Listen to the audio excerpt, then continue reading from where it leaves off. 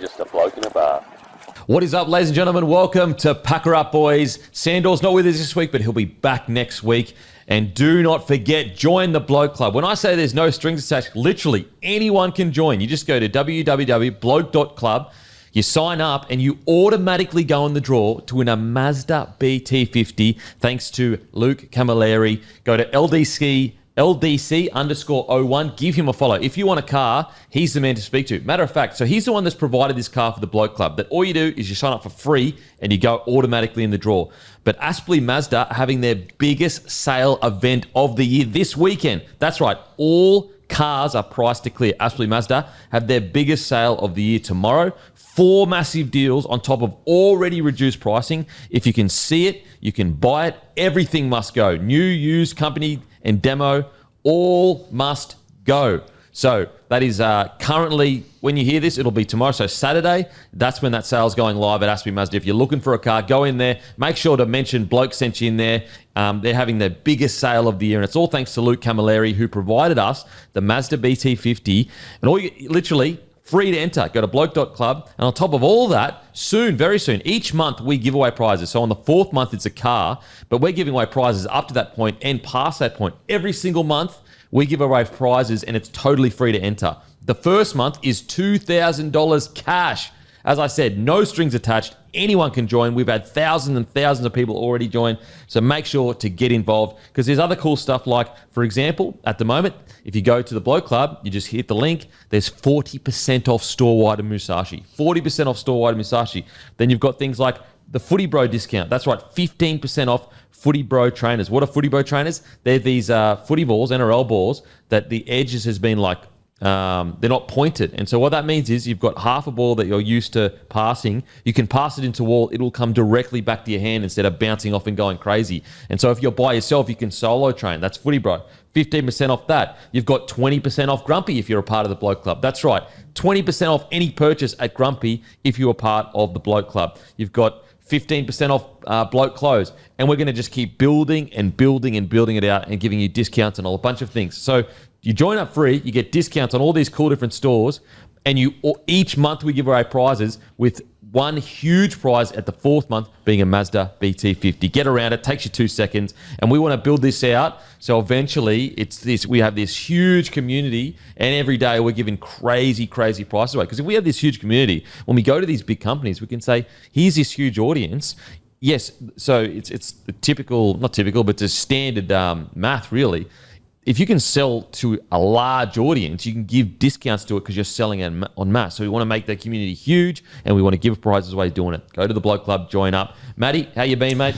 I'm good. I joined the Bloke Club myself. I was disappointed to read the terms and conditions saying that Bloke staff members cannot win, nor can their immediate family members. So that was a little bit sad, but for everyone else, it's so good. Like it's like a coupon book almost. Yeah, pretty much. It's a win-win. That's the way I kind of try to look at it. Like, we've got this huge community, and this has been years and years in the making. We've got this huge community, and like, there's power in numbers. So like, why are we for so many years, we could have been working together to be able to get discounts on things and coupons and things. So why not build that out?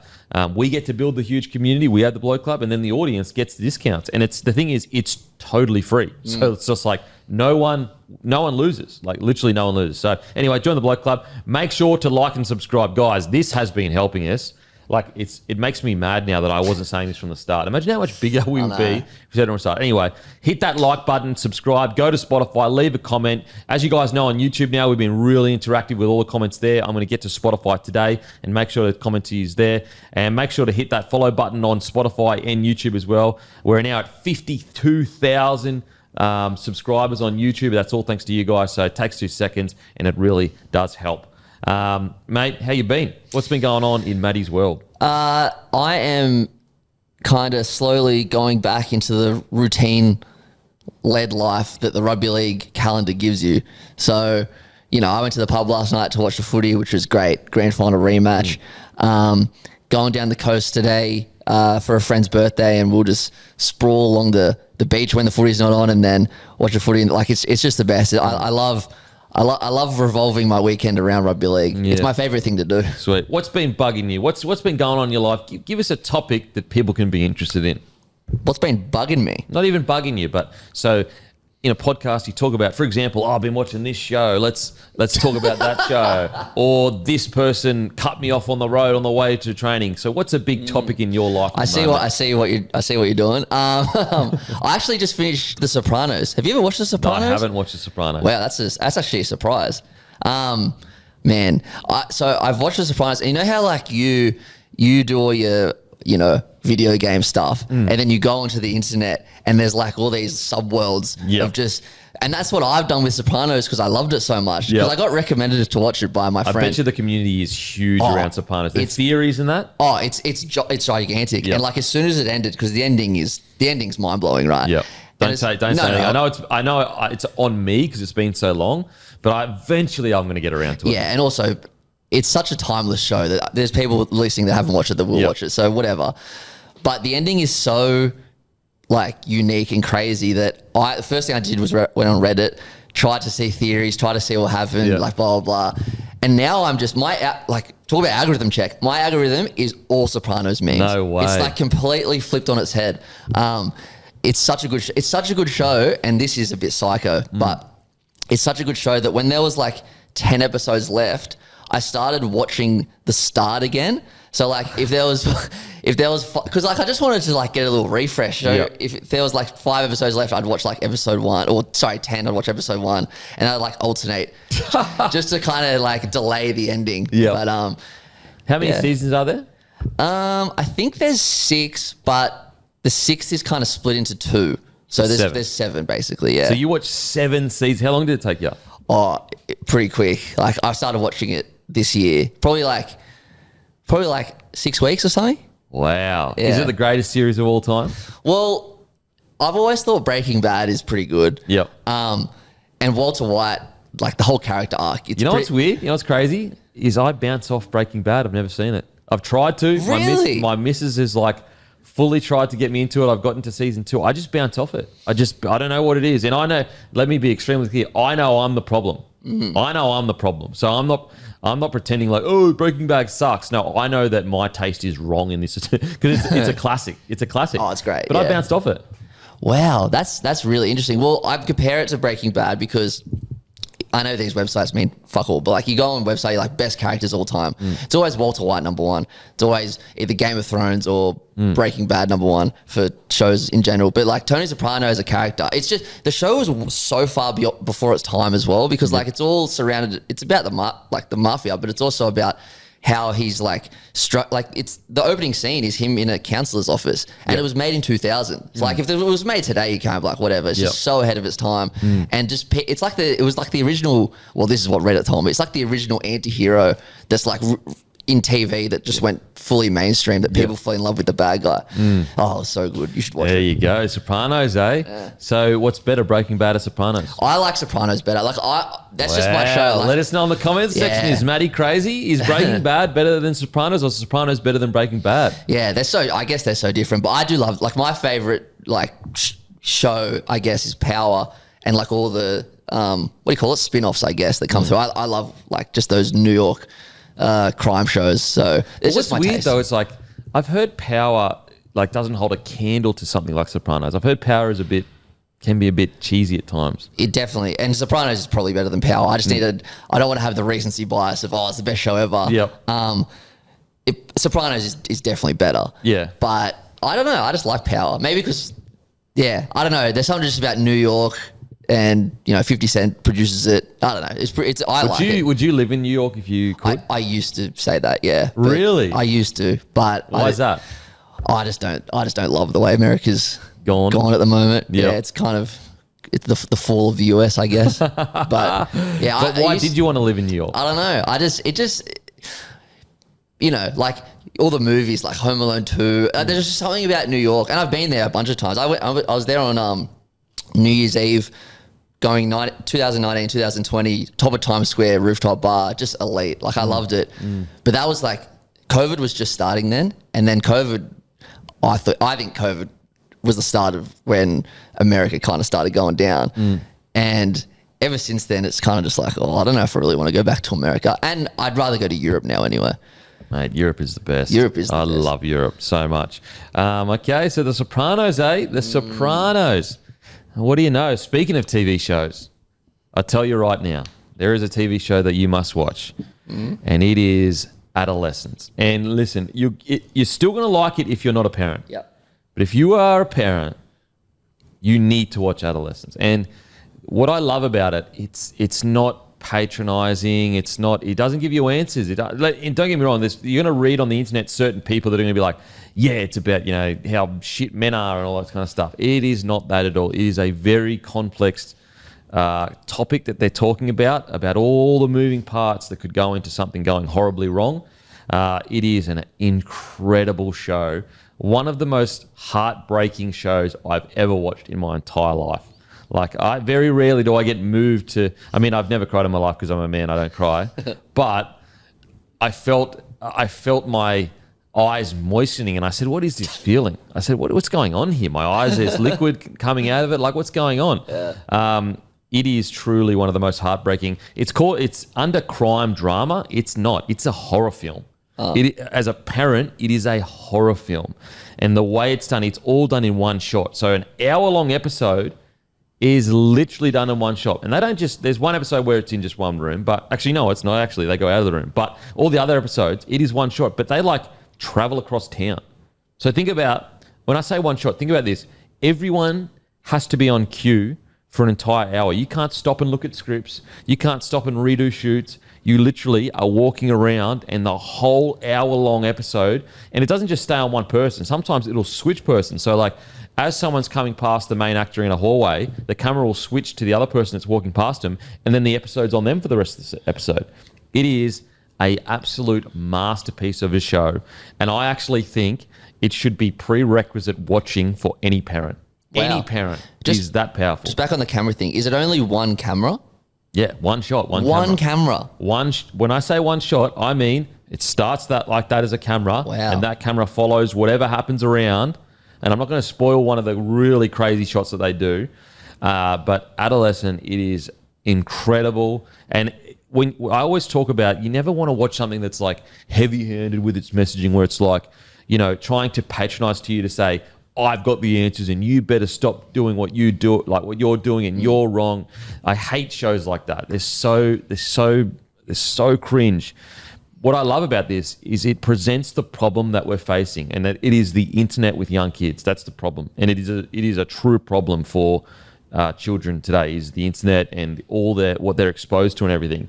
And it says, here is what can happen that's terrible, but it doesn't tell you, but here's the answers. Here's how we fix it. It asks a question, and all it says, the only real through line it is saying to you is that we are all part of the problem, and we are all part of the solution as well. Whereas most other friggin' shows like that is everyone knows what I'm talking about, the other shows I'm talking about, where it's just so patronizing, so broad brush, painting everyone in one broad brush and all that nonsense.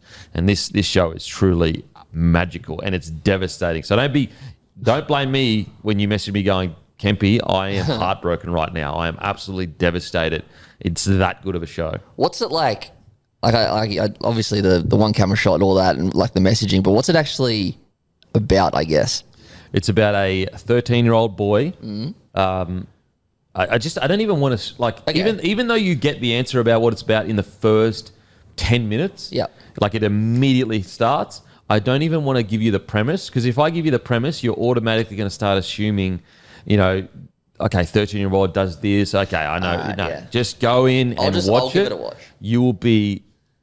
It's just, as a parent, it hits you so hard, and it makes you think what is the answer? How do we fix this? Because think about back in the day, raising a kid. It was hard enough as it is, but you could control mostly the environment they were in. At worst, you had to worry about what their school was like and what their daycare was like. And you have to basically be okay, I'm hoping that I trust this daycare, that they're good here, good there. Nowadays, you can't hide your kid from the internet. And when I say kid, I mean your young teenager. You can't hide a 13-year-old from the internet, because then they're going to be at a disadvantage to the world. You don't want to send your kid out in the world being this guy that's never touched internet, doesn't know what's going on, because then other kids are going to be horrendous with him. Because it's just. But at the same time, when when they have they have a computer or an internet connection in their bedroom, every time you send them into their bedroom, what are they being exposed to? What are they consuming? And so that's the scary thing as a parent is like, how do you juggle that? Because like back in the day, you had relative control of the environment in which you brought your kid up in. Nowadays, you have no control up until a certain point. Like people go, oh yeah, just ban the internet. Yeah, good luck telling a 15-year-old he's not allowed it on the internet. And then people go, oh yeah, just ban social media. Okay, maybe that's ban social media for under 16 or under 18 or whatever. Maybe that's the answer, but I promise you this, they're going to find somewhere else. Yeah. You can't ban your kids from the internet because they'll be at a disadvantage. Imagine going into your first job at 18 and you say, oh, I actually haven't used the internet much at all. Like they're going to be like, well, you're at a disadvantage. So it's such a complex issue. It's around bullying. It's around exposure. It's around young men and the problems that they face and the problems they need to fix as well. And we as a society need to help them fix. It's incredible. Absolutely incredible. And once you're locked in, you won't be able to look away. Where do you watch it? Netflix. Okay. So it's like, you don't have to pay nothing. Boom, straight in the Netflix. Sweet. You can watch it. It's an absolute, it'll break your heart. It'll break your heart. Oh, man. I know. You know what I've realized, Matty? What I've realized since I've had a kid? You know what the most important things in life are? Literally, the most important thing to humanity is not money. It's not diamonds, gold. It's not even love. You know what it is? What? It's a child's innocence. That is the most important thing to humanity.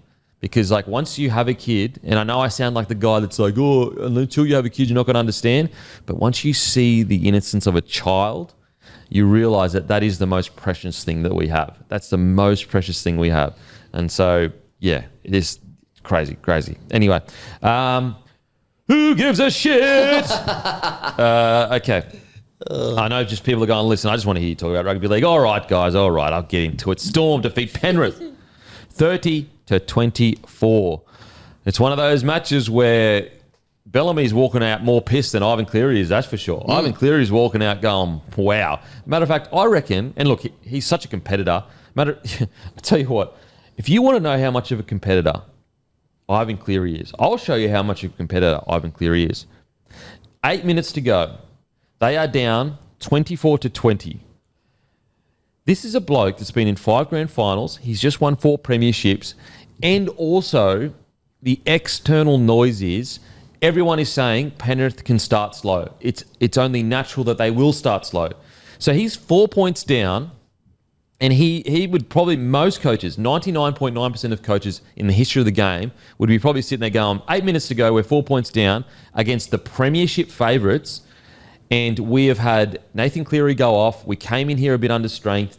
And also we've just won 4 premierships in a row. It's been a good night. The camera angle goes up to Ivan Cleary. He has his head in his hand. He is so angry that Jenkins just dropped the ball. He is so competitive that his head is in his hands. Like that picture of a coach you usually see when they haven't made the top 8 for 2 years and they're under pressure in the media. That's when you usually see frustration like that. We're seeing Ivan Cleary with frustration like that when if they lose 24-20, that is a good performance. Everyone should be happy with that. That is why Ivan Cleary is great. I mean, and you know what? Who he reflects is Craig Bellamy, the guy in the other coaching box who's walking out fuming, and he just beat the 4-time premiers 30-24 or whatever. Yeah, 30-24. If you ever needed to know what makes you great, how can you be one of the greatest of all time, look at Ivan Cleary and look at Craig Bellamy. That is greatness personified. That is saying, I don't care what the history is. I don't care what I've achieved. I don't care what everyone else expects. I don't care the standard that everyone else is working with. I'm working with a standard of greatness. And 24-20 against the premiership favourites, whilst my team is under strength, a bit banged up, that's still not good enough. That's why they are so great. I would love to know, and this just popped into my head when you said that, like if Ivan Cleary feels more pressure or less pressure than say this time last year, or again this time 2 years ago, or this time 3 years ago. Like I wonder if he feels the pressure just to keep it going, to stay great. Yeah, I think so. It's the age-old, saying of like, once people get to the top, it's harder to stay there. You can ask anyone that's been at the top, like your Cameron Smith. It was the easy work was getting there. The harder work is staying there. And now everyone's coming for Ivan Cleary's throne. Everyone's coming for Craig Bellamy's throne. And this is what makes these guys great. Like, think about how crazy that is. So Craig Bellamy just walked out of that game, beating the 4-time premiers. He had two outside backs, I think, go off, a centre and a winger. Yep.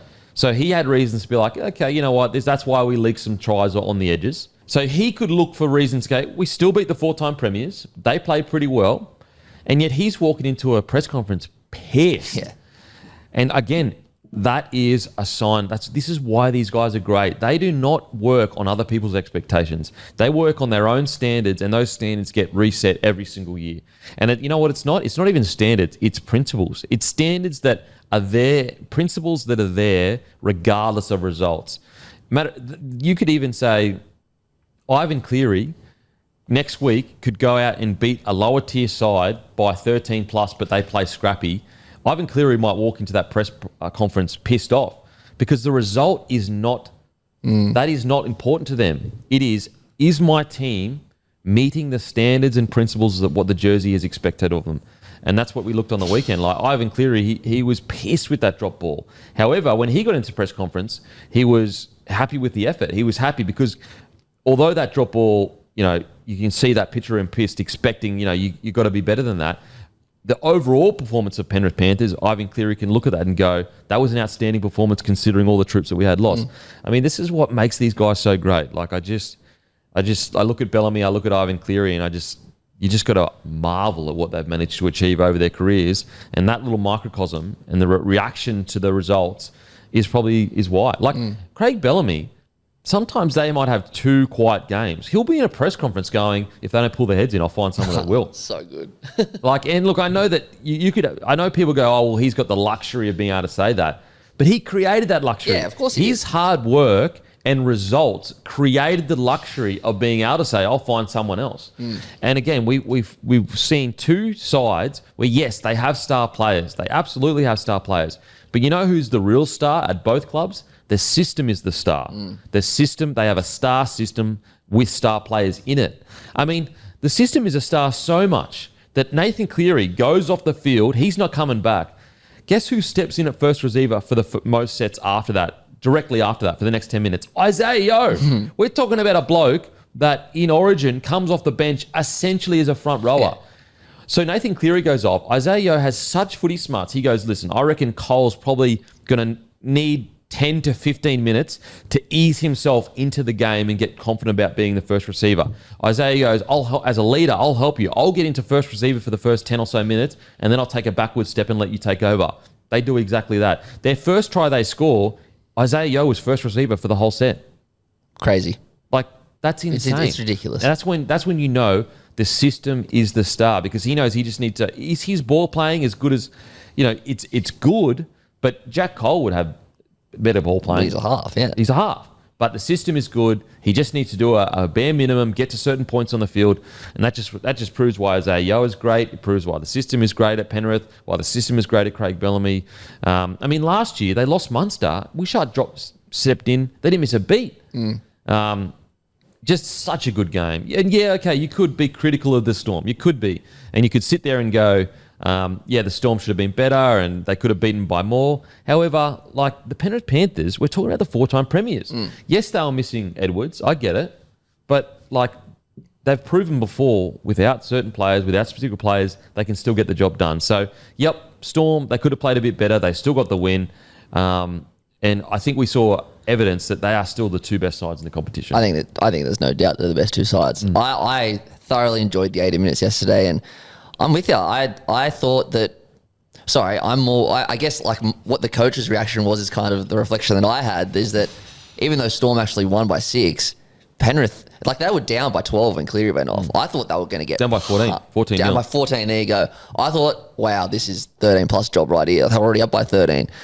So not only like then they led at half time. It was just you kind of felt I knew that I liked the Penrith was plus 8.5 at the start of the game. I always liked that because of what happened last week. Ankles Storm normally offer buys a good thing, but they've only played 1 game, so I didn't mind the Penrith bounce back. But once Cleary went off, all hope was lost for me. So for them to come out and do that, I thought was incredible. And it really shows that last week was a blip.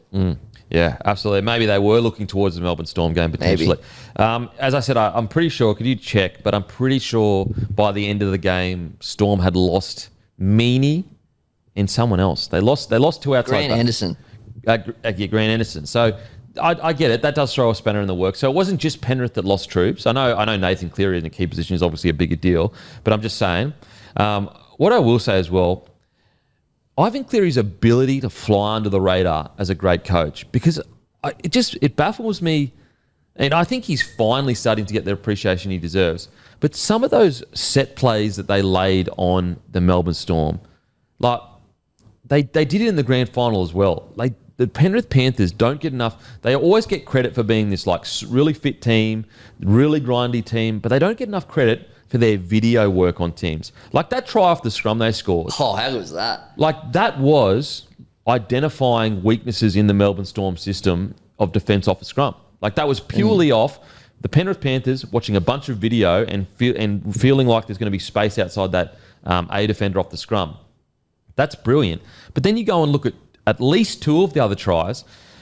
Now, Melbourne Storm are masters at jamming in defence on their own line. They're really good at going, okay, we don't have numbers, so what we'll do is we'll take the time off the attacking side, we'll jam in. So how do you attack against a team that keeps jamming in? Because it's like, it becomes almost impossible. What you do is you squeeze your line up and you make your passes really short. Because what's the hardest thing about a quick tip on? If you've got normal formation and everyone's spread out and the wingers all the way out in the sideline, you've got to throw a 15-metre tip on. And yes, we have seen Tommy Turbo do it and Pappy do it, but it is a tough play. So what Penrith Panthers did, and this is very standard, I know people listening that know footy will be like, this is standard, but I'm just talking for the wider audience. So what Panthers do, they get deeper, they squeeze all the way in, and they fan out as the play happens so that the passes are all short. It's all short, easy passing, because people go, well, why wouldn't they spread out so that they make the defence spread out? Yeah, but when you're jamming in, it's just man-on-man marking. You are just picking a guy, you're pretty much numbering up, and you're going, you're basically saying your halfback will probably be the lead runner. The centre will take the lead. The halfback will take the other half, and then the winger will come and get the guy at the back, usually. And so he'll come screaming in to try and shut it down. But if you're further back and tight, those passes just become really short. And if you go back and watch at least two of the Penrith Panthers tries, they come. The Brian To'o was like 20 metres in field. And so if you just look at that as a standstill, you're going, why the hell is Brian To'o so far in field? It's because it is intentionally made to fan out and be the antithesis or the hole, the chink in the armour for defence that jam in and shoot out of the line. Whereas if you're an up and slide defence and you have that fan out attack and you've got numbers, then you can just get up and fan and slide with them and mark them. So just brilliant tactics from Ivan Cleary to get those points on the board. And I don't think the Penrith Panthers, they do get credit for being a great tactical side, but it's always talked about their fitness and the grind, but their tactics as well to do video after video after video and identify weaknesses in defence. And that was really interesting watching that defence fan out, and obviously that scrum play as well. And they just made that look like a training run. Like for me, it was just sitting in the pub watching, not really thinking about X's and O's too much. I pretty much the Alamotti tries and then To'o at the end. I was like, wow, this is just a normal shift, and it just made the Storm look silly, I guess. And the Storm never get to made look silly. It's like the fact that they made it look so easy is remarkable. And so and on the flip side of that. I just love, you go back, if you want to look at how Melbourne play, they are so good at playing down corridors. And what I mean by that is you've got the middle third and you've got two corridors in the end. And Melbourne Storm, and I've got if you go to my Instagram story, you can see it. But their first... That was very interesting. Essentially their first set, go on my Instagram, you can see it. But essentially their first set, so Pappy gets the ball, he could go to the middle of the field. And most of the conservative coaching, they tell you, at least when I was coming through, like Wayne Bennett, he'd say, get to the middle of the field, because what it does is it gives us two options to go either side. And there is benefits and negatives to both. But so Pappy and the Storm, they don't do that. He intentionally goes to a corridor, so he goes to the left corridor, which is about 10 to 15 metres from the touchline. They take one hit up, which lands essentially on the edge of the middle third in that corridor. So they're still on the left side of the field.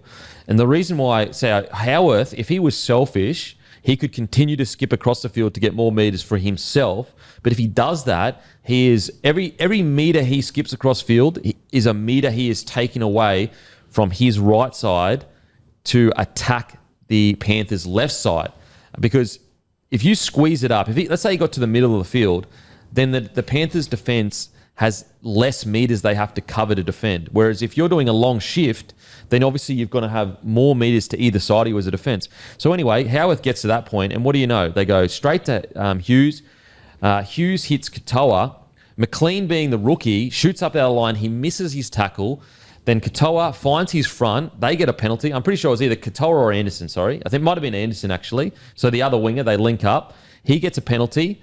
They kick the ball out. They do exactly the same thing, go straight back to the other corridor, spin it. Throughout that whole time, there was essentially no tackles in the middle of the field, and the forwards made barely any tackles. It was pretty much just all 3 and 4 defenders, which is your center and 3 and 2 defenders, which is center and your halfback and your center. And then by the time they scored that first try, they were just on the back pedal and they had forwards on the edge and they just stripped them of numbers. And so Storm's ability to go side to side, you used to be told, don't do that. Don't play side to side footy because that's how you've got to win the middle. You've got to get in the middle, get into the grind, and if you go too sideways, you're not going to make any ground. But Storm are so good at they getting to a certain point on the side and then staying down that corridor and working over halfbacks. And you just saw it on the weekend, like that game plan of going side to side. When they nail it, it's so hard because as a front rower, you're in the middle. You want contact. You want to get in the game. How do you get in the game when they just refuse to go down the middle? And also, with that side-to-side play, you start pulling defenders out of where they normally are. If you go back and look at the two tackles before their Storm's first try, Lindsay Smith is making a tackle with the centre on their right edge, and he should be in the middle of the field. But because they've gone side to side and ripped players out of their normal positions, defense is all over the shop. So, yeah, it's awesome to watch the both systems against each other and how they kind of work. It seems so simple, doesn't it? But it's like it obviously is so effective. Like watching your video last night, I find it interesting. Like, when that stuff gets picked out and teams play a different way against certain teams. Like the best example last year was when the Doggies against the Broncos, how they just kept shifting it all game, and it made for a fantastic watch. Well, not for you, but for most people. It's how their differing style of plays was very interesting last night. I gotta say, and I know it's early in the year, so I'm gonna be really try to pick my moments, but that penalty at the end was absolutely outrageous. Yep. What do we like? Look, I understand the NRL can get frustrated because fans get frustrated about refs, but of course fans are going to get frustrated. The game is on the line. Like Penrith could have scored, and that goes to they get the conversion, and it goes to 30-all, and then they go on to win it. Liam Martin, and this is why I love Liam Martin, but every tackle he's doing niggle, he's pushing blokes, he's getting in their faces. That's rugby league. And then Martin drops the ball, so Munster gives him a tiny little push in the back. They get up, there's a little push and shove. Who gives a shit? The ref could have just said, go your separate ways, and that would have been the end of it. To give a penalty away there, when the game is in the balance, it's just silly. And what I don't get, so we have this play the ball crackdown in the preseason trials, and everyone gets told about it. And then in the game, there's literally blokes ball planting, constantly not using their foot. So we're not going to pick up on that, but we're going to go, you know what, I'm going to nitpick. When the game's on the line, I'm going to give Penrith a penalty here. Like, of course fans are going to be pissed off about that because it's just like, so, look, I'm going to allow you to nitpick if it's going to be about to play the ball because at least you're trying to send a message. Okay, now you're going to start nitpicking about pushing blokes when they've made a mistake. It's just like, make your mind up. Like, it's just no consistency. If you're going to do that, do it all the time. Don't just do it when the game's on the line. That's the last, like, we've got to have some kind of feel for when penalties like that are applicable and worth calling. I don't think it's when the game's on the line. I totally agree. Because when I was watching it, I had no volume, so I didn't know what the penalty was until today, sorry. Well, I will say though, Liam Martin is a genius because that's the second week in a row now. Oh, sorry, second time in 3 weeks now that he's been niggling all game and he gets a penalty. He did it against Ronaldo in round 1 as well. So it's just like Liam Martin, we know he does that. He pushes, like he'll shot someone and then push them on the ground or whatever. That's good. I love it. Like that's rugby league. Let's not remove that. But at the same time, the audacity for him to then get a penalty. It's crazy. I do yourself no favours with stuff like that. I just don't understand it. Like, imagine if that cost the Storm the game. Like, come on, bro. Like, I get it to a degree. Let's say it was a clean skin that like never niggles, never gets in people's faces, and Munster went up and pushed him. Maybe I could understand where the refs are coming from because it's like, listen, man, we don't want to punch on after that. So just, but Liam Martin. Also, they'd been pushing and shoving all game. I know. Anyway, sorry, I had to get it out. I hope it was just a bit of a brain explosion, whatever. They do need to sort the balls out. Look, if we're going to do a crackdown, stick with the crackdown. Because now, guess what? Well, there was none in round 1. And then round 2, Knights, Dolphins, there was heaps. So I thought, all right, it's back. Then didn't see many. So I don't understand. It's all over. I will say, in regards to Munster, the fact he didn't get charged, like what for the hip drop? Yeah.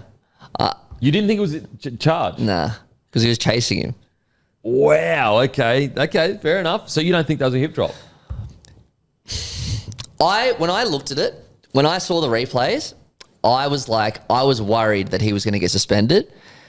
I just thought he was chasing him and it was a complete accident. Okay. But I understand that is kind of irrelevant sometimes. And it certainly was 2 years ago. That's what I mean. I thought the standard had been set. If you lose your feet and then you land on someone's ankle from behind, I don't want him suspended for a long period at all. I thought at the very least charge and like a fee, financial fine. Like I don't think he should have missed any games at all. But I do think like to not be charged because yes, initially, so he loses his legs and he doesn't land on the back of his feet. However, when he does land, he does slide across, which jams Liam Martin's ankle underneath and rolls it. Yep. And so I don't know the difference between if you land on it initially or not. I always just assume that if you lose your legs, land on the ground, and your body then slides and rolls someone's ankle, I assume that they're trying to get rid of that. I just think, we just had a look. I still think his only other option was to let him go, right? But that's the thing. We've been through this already. The standards was set last year that you don't let him go. You just can't drop. You can't lose your legs. You can't lose your legs. And so that's the standard that had been set.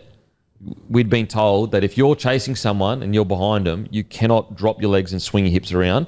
That's what he did. He did do that. It's funny. Like I know, and on paper I know that is right, but I just can't get it out of my head that he's chasing him. He's chasing him, and he did. Yeah, I get what you're saying, but the standard has already been set. I agree. Yeah. Like so, it's like you can feel that all you want, but we've been given penalties like that away for it was a penalty, wasn't it? It was a penalty. Yeah. We've been anyway. But yeah, so I think he got quite lucky there to not be charged. I think a monetary fine would have been enough for me. Look, both teams got some calls. Let's just put it that way. Yeah. But it's good. It is good to. I'd rather people playing than not playing. As long as that does it, we don't see a trend of like hip drops coming back in. I don't want that. That's for sure. Guys, do not forget. Brought to you by our friends over at KO. Round 3 of the regular season. It has arrived. You can watch every game live in 4K with no ads during play on KO Sports. And buckle up because race 2 of the Formula 1 season is also this weekend live from Shanghai with all the action live in 4K with no ad breaks during racing. Don't miss any of the action and get on board today. And this week's KO can't miss was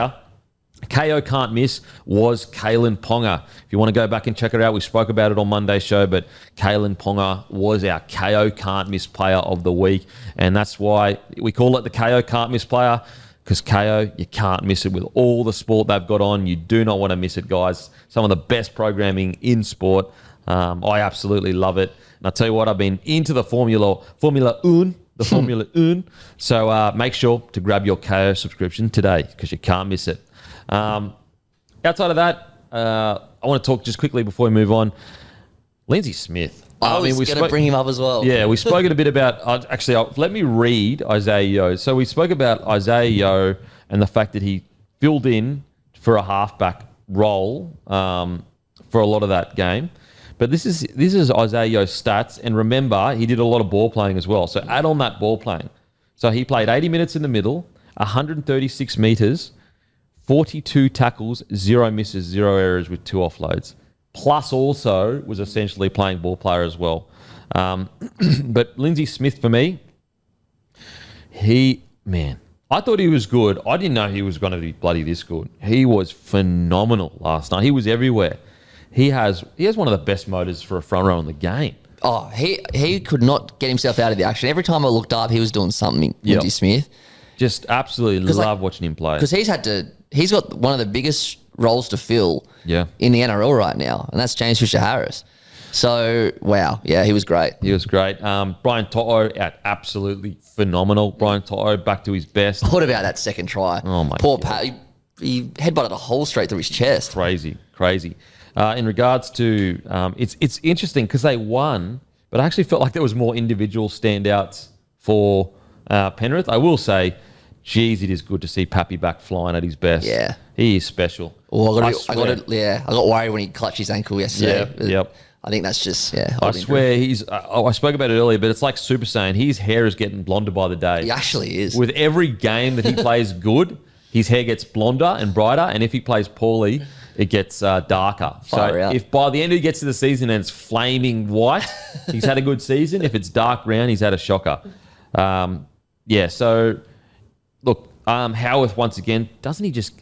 You watch a game of Howarth and like every run he takes, he wins contact. Like he is so strong in contact. He flies under the radar a bit. Absolutely. 18 runs, 150 metres without a tackle break. Sorry, without a line break, and also 6 tackles, 0 misses. And that's from centre. So he's running for 150 metres. He's not getting kick returns. He's not making line breaks. That's just pure. And also like 18 runs from centre. Well, I just went and looked last week. Well, sorry, round 1. He had 249 running metres at centre as well. Yep. So killed it. Stefano, another good game from him. He's just flying under the radar, isn't he? What about that kickoff run? That was so good. Yep. 137 metres, 52 post contact, 3 tackle breaks, 18 tackles, 0 misses. Jeez, he's just building quietly out of the spotlight, and he's just getting better and better. I mean, he's just been consistent both games. Like, whereas even at the Tigers, one good game, one not good game. Cannot wait to see him continue developing.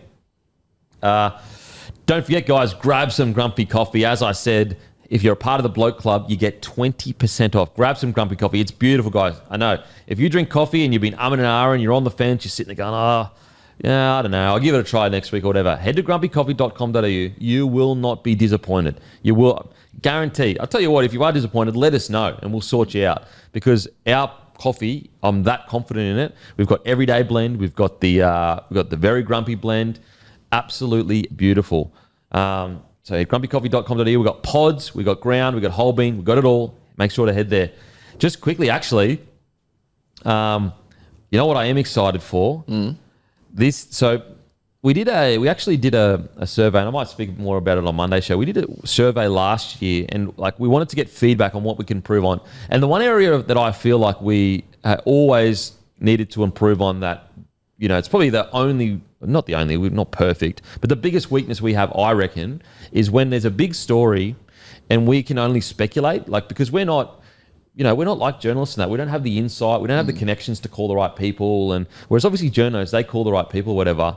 And so there is a new segment coming that I've desperately been working on for actually 2 years now, but now we're finally pulling it together. And a lot of the feedback was that, like, sometimes we feel that the Bloke panel speculates and they don't have the right... We're just speculating. And granted, we tell everyone we're just speculating. So new segment coming soon, where the biggest stories, we're going to be speaking to the people that have the right information in those big stories, that have called the player managers, that have called the clubs. And so that'll be a brand new segment coming to the Monday Review Show. And I cannot wait to bring it. Because that's, as I said, that's our biggest weakness, is when our big story, like, for example, the Dylan Brown 10-year deal.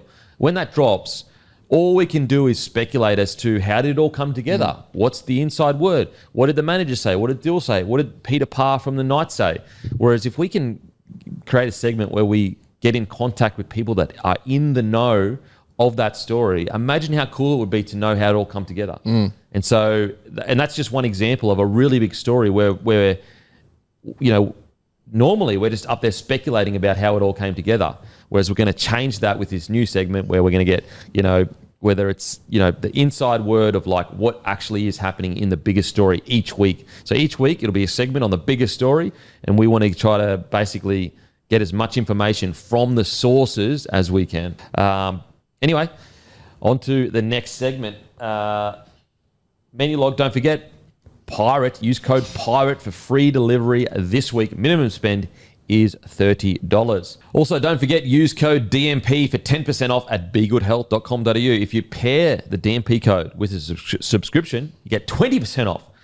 Alrighty, Kiwis coach Stacey Jones has endorsed Kalyn Ponga to one day pull on the New Zealand jersey in a shock international switch. Mal Meninga then came out. He said, you can't do it. It's really that simple. Now, I think actually technically under eligibility rules that KP, he hasn't represented Australia in a test match. He did play for Australia in the World Nines, but that was 6 years ago. So I actually think he could change to New Zealand if he wanted to. Have you got the eligibility thing there? Yeah, it's basically it's every, you can't play in the same calendar year and then you switch every 2 years. But the only time Origin is really mentioned is when you're actually playing for the Kiwis and you can't play Origin. Yep. So as far as we know, he could be able to. Unless there's more to it. Yeah. So please let us know in the comment section if you know more about eligibility and he's not eligible. Let us know. But to our understanding, he actually could make the switch. However, all this aside, I actually don't think this is the biggest worry for Kalyn Ponga at all, whether he plays for New Zealand or Australia in rugby league. I think the biggest worry, it's the All Blacks. I think the biggest worry is him going to rugby union. And I'll tell you why. Is because and this was weeks ago I saw this. So it came up on my, suggested, I think, on Instagram or whatever, and it was Stephen Donald. He's saying he's hearing whispers that rugby union is still on the table. And I actually think the All Blacks jersey is the biggest pressure to losing Kalyn Ponga, because I'm sure, the All Blacks jersey, that's something that transcends sport, that transcends, countries, nations. To wear that jersey, if you're another professional athlete that plays in the NFL or the NBA, they know what the All Blacks are. That's how famous that jersey is. And that's where I go, when he gets to 2028, I think, is when he can actually be with another club. I think that's probably the biggest pressure on losing KP, is him going, you know what? I want to play for the All Blacks. Well, in 2019, he's been quoted to say, literally this is what his quote was in 2019, that would be a huge goal in reference to the All Blacks. One that if I would come back to union, that I would want to tick. So he's stated his desires in his past. That's 2019. Yeah. And so that's where I go, ooh, okay. So, and I also, when this contract ends, I think he'll be 28 or something, 27, 28. So he doesn't have much time to go a whole nother NRL contract and then go to union. So I actually think the biggest concern is for sure, I understand we don't want players switching between Australia and New Zealand constantly, whatever. But I actually think it's more along the biggest concern with KP is losing him to the All Blacks jersey, the Kiwis All Blacks jersey. I guess we'll see. We'll see. From a purely, not caring about rugby league and the game or whatever, just as a fan of Kalyn, would be cool to see him give it a crack. That's about as far as I'd go. But I think it would be devastating if he went to rugby union. I mean, it would suck. I mean, the game would be fine. We've lost big stars before. But it'd be a big blow. But in saying that, just from a fan of KP, I'd follow him. You'd follow it for sure. You'd definitely watch it, because he's such a bloody good player to watch. But it's so far away. The one thing with Kalyn Ponga, he is in contract until 2027. His first year we 2028. We're only 2025. We're talking about in 3 years' time. Yeah, long, long way away. We do know the Roosters definitely have him in their sights for 2028. Well, not definitely. We don't know that for sure. But there have been reports the Roosters, when he does come available, will be interested. It's the Kalyn Ponga, one of the game's biggest superstars. I just love watching his career. What an incredible, he's so far removed from nearly ending his whole career, that sometimes I feel like we forget how close we were to losing that star. That was 2 years ago. I know. It was so close. But he's played so well since that we just forget it. But that's how close we were to losing. His career's been crazy. Because he came on the scene and just exploded, and then he kind of dipped a little bit, and then he got a bit injured here and there, and then he won that Dally M, which was just amazing. He's my favorite player to watch now. He's just so good. So, yeah, really interesting to hear a former All Black saying he's hearing that Union is still on the table. But we'll see. We'll wait and see. It's so far away. It's so far away. But that just shows you the kind of superstar Kalyn Ponga is. That we're talking about his next contract 3 years out. I know. It's crazy. Alrighty, time for some tips. Warriors v. the Roosters. I'm going to go the Warriors. I'm going to go Roosters. Broncos v. Cowboys. Broncos. Cowboys are 640 head-to-head. Wait till you see what Souths are now. Wow. I'm going to go Broncos 13+. Sharks. Rabbitohs. I'm going Sharks, but I'll tip Souths with the line. Well, South 670. I posted that this morning. They're now $7. They're going out. They're drifting. I don't know why. Wow. Dolphins, Tigers. Tigers. Titans, Knights. Knights. Eels, Dogs. Doggies. Manly, Raiders. Raiders have tough. come in. Oh, because Tommy's out. Tough. I got Raiders for value. I think I got them for like $3 or something. Wow. Well, yeah. I'm probably just going to go Canberra. Gonna go Canberra? Yeah. Alrighty, don't forget to join the Bloke Club. Takes 2 seconds. You automatically go in the draw to win a Mazda BT50. Give LDC_01 Luke Camilleri a follow. If you want a car, he's the best in the business. He got my car, he got my wife's car, Opatai. If you live interstate, he can still take care of you. He's a gun. Give him a follow on Instagram. Join the Bloke Club. We've got a bunch of discounts going on. Musashi, 40% off. 20% off Grumpy. We got so much stuff on there. Give her, and we want to build it out. So make sure to check her out. Grab some Grumpy coffee. And as usual, we'll go and fuck ourselves. Thank you. What's gambling really costing you? For free and confidential support, call the number on the screen or visit the website.